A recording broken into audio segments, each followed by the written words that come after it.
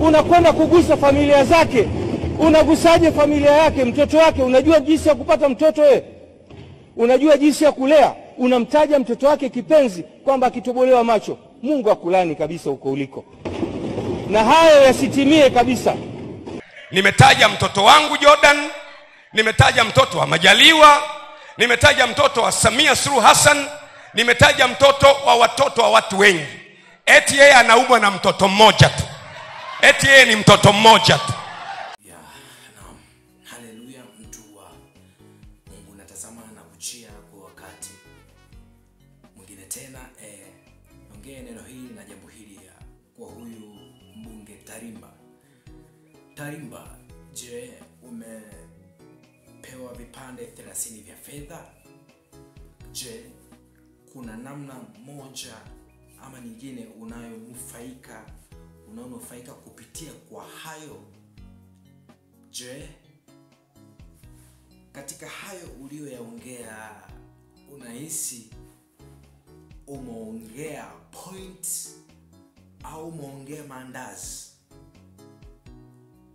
Kwa tafsiri nyingine kwamba unahisi umeongea point au umeongea utumbo? Kwa unavyosema ya kwamba unavyowaka kwamba anaongea mtoto wake, anagusa familia yake. Je, mpaka kuongea hayo ni nani aliye nyuma yako? Na aliye nyuma yako kuna vipande fulani vya fedha ambavyo unanufaika navyo au la? Kwa sababu ukisema kuhusu kuongelewa mtoto wa mheshimiwa, hakuongelea mtoto wake tu, bali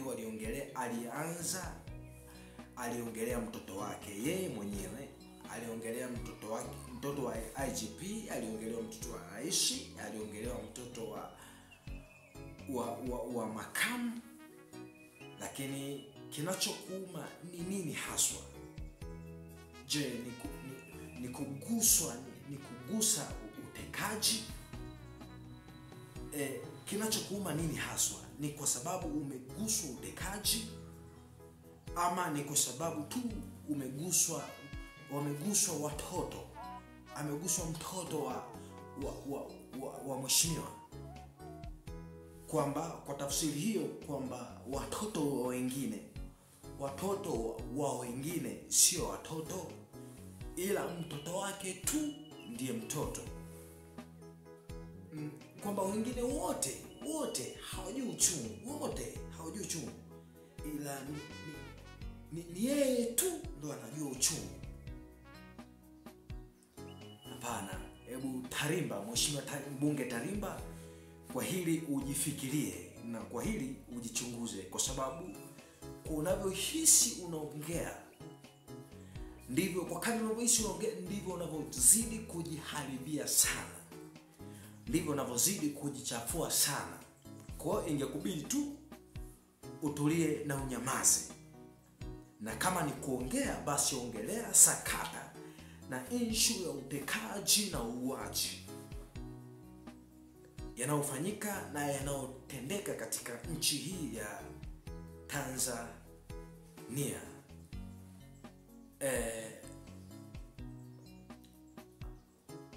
Watu wote ni sawa, haijalishi ukabila, udini, ila sisi sote ni wamoja. Sisi sote tuliumbwa na baba moja na Mungu moja.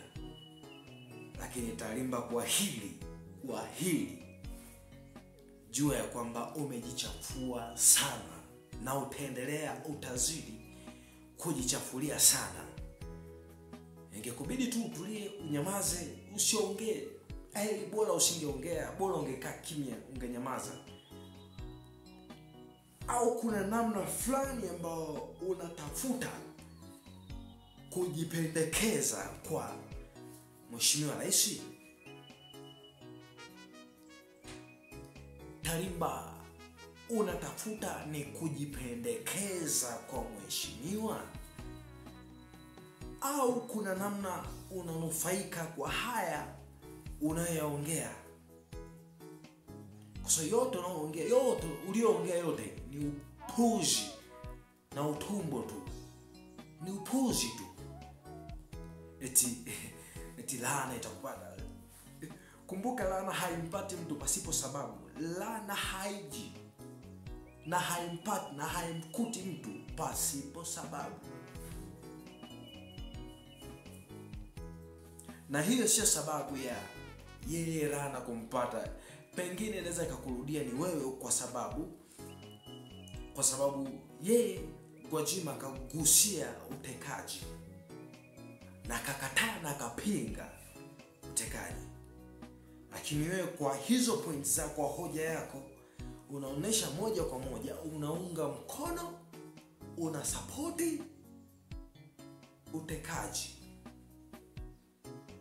Nikajua ni moja ya mtu ambaye ungesimama na kutoa hoja za msingi za kupinga, za kukataa, za kumsupport Gwajima kwa alivyopinga, alivyokataa issue, alivyokataa utekaji. Lakini kwa hayo uliongea, kwa hilo uliloongea,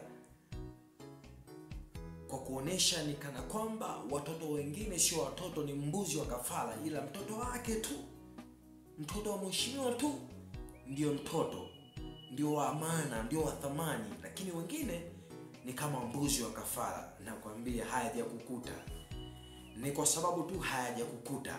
Ngoja huko mbele yajakukute, ndipo utakapojua, utakapoona uchungu na umuhimu wa kupaza sauti, wa kuongea issue, ama umuhimu wa kuwasemea wengine ambao hawana sauti za kuongea. Hapo yatakapokuja kukutokea, ndipo utakapokuja kuona umuhimu wa kuyaongea, wa kupaza sauti, wa kuwapazia sauti wengine. Ila nikuonye katika hili, uthubutu, usije ukajaribu kurudia ulilorudia kusema, kwa sababu kwa kadri utakavyozidi kurudia kusema, ndivyo utakavyozidi kujichafua zaidi, ndivyo utakavyozidi kujiharibia zaidi. Naongea kama mtu wa Mungu, na hii ni sauti ya Mungu kwa kupitia kinywa chake, mimi kama mjuri wake. Neema ya Kristo Yesu iwe pamoja na nyote.